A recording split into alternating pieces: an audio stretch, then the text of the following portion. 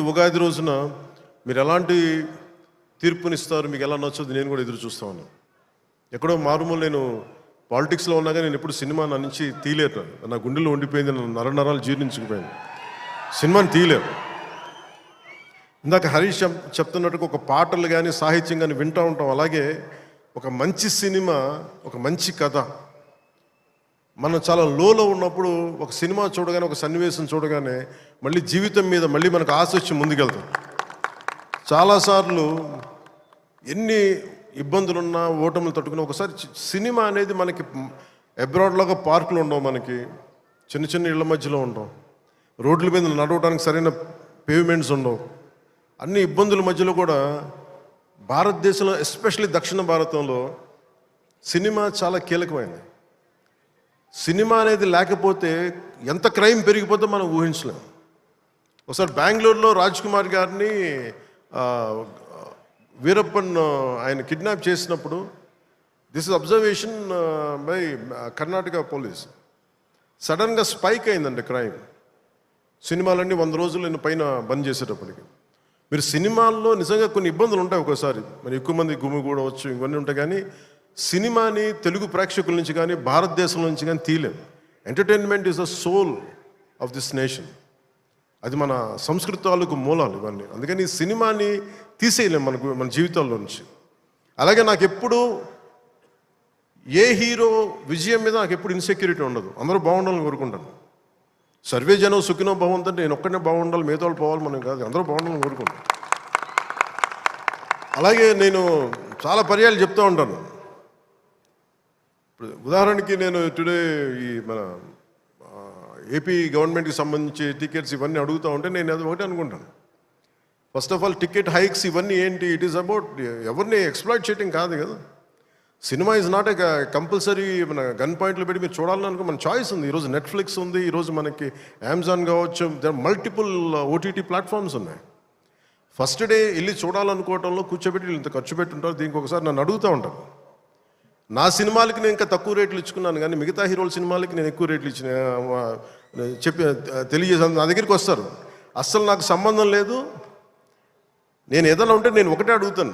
ఆంధ్రప్రదేశ్కి ఏదైనా సినిమాలు వచ్చి మిగతా హీరోలు నిర్మాతలు వచ్చినప్పుడు నేను ఒకటే అడుగుతాను, మీరెవ్వరూని దేహి అనకండి దయచేసి. మీరు దేహి అంటూ నాకు మీరు ఎంత కష్టపడి తీస్తారో నాకు తెలుసు.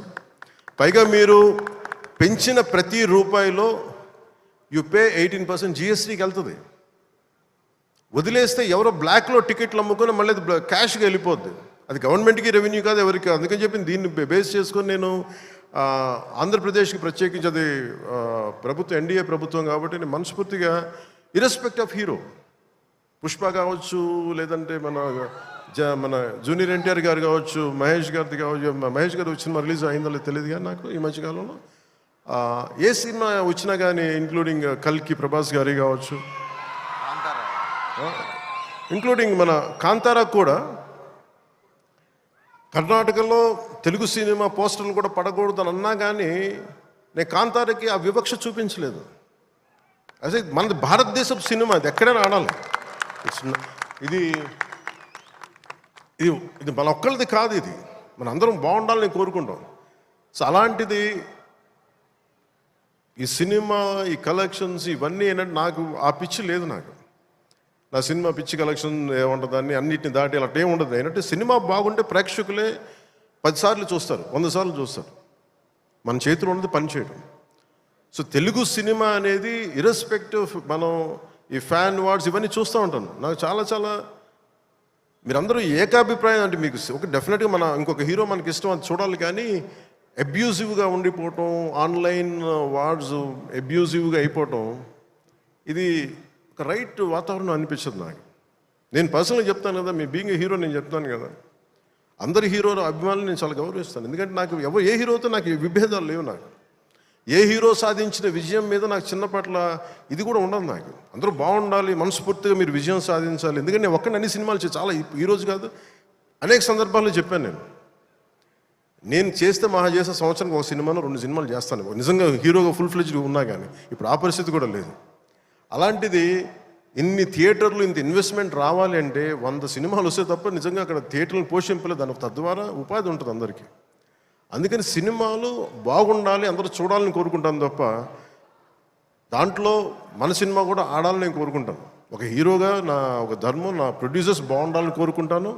నా సినిమాకి నేను చాలా లో టైంలో ఉన్నప్పుడు భీమ్లా నాయక్ అనే సినిమాకి మీరు నిలబడిన విధానం నేను మర్చిపోలేను నా అభిమానులకి. ఒకసారి అనుకుంటా, నేను మీరు కనుక లేకపోతే పవన్ కళ్యాణ్ అనేవాడు లేడు. ఒకసారి నాకు సభకు వచ్చే వరకు నేను ఏం మాట్లాడాలో నాకే పెద్ద అవగాహన ఏమి ఉండదు. కానీ మిమ్మల్ని చూశాక ఒకటే చెప్పాలనిపిస్తుంది, మీ నుంచి నాకు 2 గుండెల దూరం అంతే.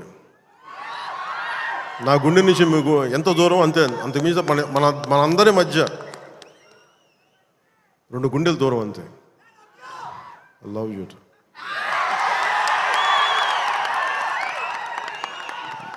నేను సినిమా చేసినప్పుడు ఒకటే కోరుకుంటా, మీకు పవన్ కళ్యాణ్ సినిమా చూసినప్పుడు ఎలా ఉండాలి అని కోరుకుంటానంటే ఎంటర్టైన్మెంట్ ఉండాలి. ఆర్ట్ సినిమాలో ఉండకూడదు, కొంచెం ఎంటర్టైన్మెంట్ ఉండాలి, చిన్న ఉత్సాహం రావాలి, చిన్నపాటి సామాజిక అవగాహన స్పృహ ఉండాలి, దేశం మీద చిన్నపాటి భక్తి ఉండాలి, భక్తి పెంపొందించేలా ఉండాలి. ఇవన్నీ ఒక కలెక్టివ్ థాట్ అన్నీ సరైన కమర్షియల్ మీటర్లో దొరికితే ఎలా ఉంటుందో ఈ సినిమా హరీష్ శంకర్ నిర్దేశకత్వంలో, ఆయన దర్శకత్వంలో నేను ఏమైతే ఇలా ఉంటే బాగుంటుందని కోరుకుంటానో అవన్నీ చాలా పొందిగ్గా ఒక భగవంతుడికి ఒక మాల్లా కూర్చాడు. ప్రేక్షకులుగా మాల వేయడానికి సిద్ధంగా ఉన్నాను హరీష్ శంకర్. మీరు this film will definitely I think entertain you. అంటే నాకేంటంటే డికేడ్స్ నుంచి లాస్ట్ 2.5 డికేడ్స్ నుంచి నాకు ఏ సినిమా చెప్పుకోవడం నాకు తెలియదు. తొలి ప్రేమ కూడా ఆడినప్పుడు, నా ఫస్ట్ సినిమా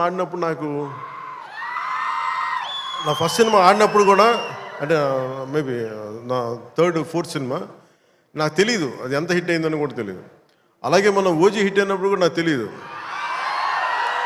అంటే నాకేమనుకుంటానంటే మన పని అయిపోయింది కదా, మీరు చొక్కాలు చించుకుంటారా, థియేటర్లో ఏం చేస్తారో నాకు తెలియదు నాకు.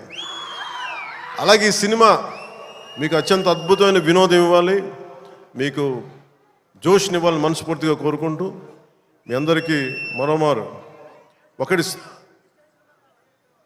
నా కుదిరినంత వరకు అంటే నేను చాలాసార్లు అనుకున్నాను, ఒకసారి సినిమాలో పాలిటిక్స్లోకి వెళ్ళి సినిమాలు వదిలేస్తే బెటర్ అనిపిస్తుంది ఒకసారి.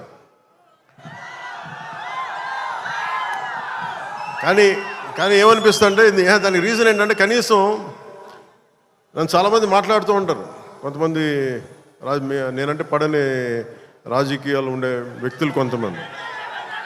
నాకేమనిపిస్తుందంటే అలాగే నాకేమనిపిస్తుందంటే రాజకీయాలు ఉండే వాళ్ళందరికీ కాంట్రాక్టులు చేసుకుంటారు, వాళ్ళందరికీ వ్యాపారాలు ఉన్నాయి.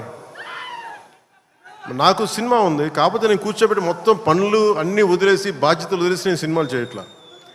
కనీసం ప్రతి మనిషికి 8 hours డ్యూటీ చేయాలి, అది కనీసం బేసిక్ రూల్, అది 8 hours.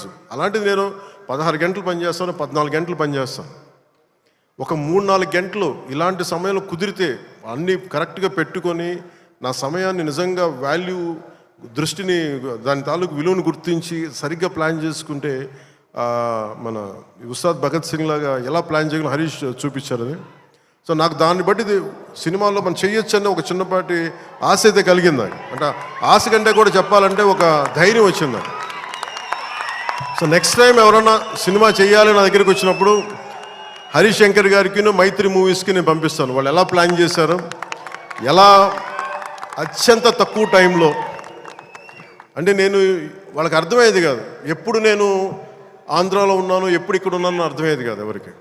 ఎందుకంటే నేను కరెక్ట్గా అక్కడికి వెళ్ళి 8 గంటలు పనిచేసేవాడిని, 9 గంటలు ఉండేవాడిని, ఒకసారి 12 గంటలు ఉండేవాడిని, వచ్చి నైట్ అంతా కూర్చొని 2 దాకా చేసేవాడిని ఇక్కడ. ఇవన్నీ చేయగలిగానంటే ఇది బేసికలీ నా కాలం తాలూకు విలువను అర్థం చేసుకొని దాన్ని ముందుకు తీసుకెళ్ళినందుకు మనస్ఫూర్తిగా నిర్మాతలు రవి గారికి, నవీన్ గారికి, ప్రతి ఒక్కరికి నా ధన్యవాదాలు తెలుపుకుంటాను. ఇది మీరు ఇచ్చిన ఈ జోష్ కానీ ఈ అవకాశం కానీ నేను మర్చిపోలేను. మీరు అలాగే విదేశాల్లో ఉన్న తెలుగు ప్రేక్షకులు